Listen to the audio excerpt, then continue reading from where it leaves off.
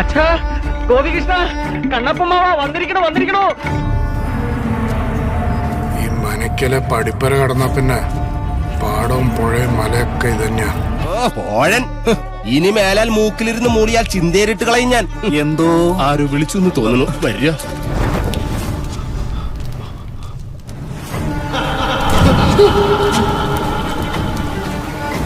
വളരെ കാലത്തിന് ശേഷം ഒരു അതിഥി എത്തുന്ന മഹത്തായ ദിവസം.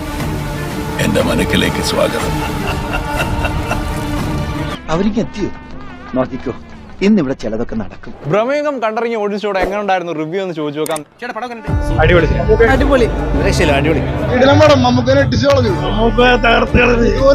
മുമ്പ് കണ്ടിട്ടില്ല. നല്ല മൂവിയായിരുന്നു. കൗസു നീ സ്വപ്നം കണ്ടോന്നല്ലോ. ഈ മനുഷ്യനോട് എത്ര പറഞ്ഞാലും മനസ്സിലാവില്ലേ. ഞങ്ങള് പ്രതീക്ഷിച്ചതിന്റെ അപ്പുറത്താണ്. അടിപൊളി പടമാണ്, വേറെ ലെവൽ പടമാണ്, കാണേണ്ട പടമാണ്. കിളി പറന്നു. അത് ഈ സാധനത്തിന്റെ പ്രത്യേകതയാ. എന്റെ ചെവിന്ന് പോയി 2 എണ്ണം ഒരു ജോഡി. നോക്ക് ഇപ്പൊ എല്ലാവർക്കും വിശ്വാസായില്ലേ? മതി, എനിക്ക് വിശ്വാസായി. കലക്കീറ നമ്മൾ കഷ്ടപ്പെട്ടതിന്റെ ഫലം നമുക്ക് കിട്ടി. ഒറ്റ വാക്കി പറഞ്ഞാലേ ഈ പടം കണ്ടില്ലെങ്കിൽ തീരാ നഷ്ടമാണ്. ഭ്രമയുഗ ഒരു രക്ഷ, തിയേറ്റർ അങ്ങ് കുലുങ്ങി. ഇപ്പോഴും എന്റെ ഞെട്ടല് മാറിയിട്ടില്ല വൈദ്യരെ. ഹോളിവുഡിലും നമ്മൾ A24 ഫിലിംസ് ഒക്കെ കണ്ടിട്ടുണ്ടെങ്കിലും മലയാളത്തിൽ ഇതൊരു വലിയൊരു സംഭവം തന്നെയാണ്. ഇതൊരു ക്വാളിറ്റിയുടെ കാര്യത്തിൽ മാർക്കറ്റിൽ ഞങ്ങളാണ് ടോപ്പ്. ഈ കാലത്ത് ബ്ലാക്ക് ആൻഡ് വൈറ്റിൽ ഷൂട്ട് ചെയ്തിറക്കാൻ ഒരു ഡയറക്ടർ എന്തായാലും ധൈര്യപ്പെടില്ല.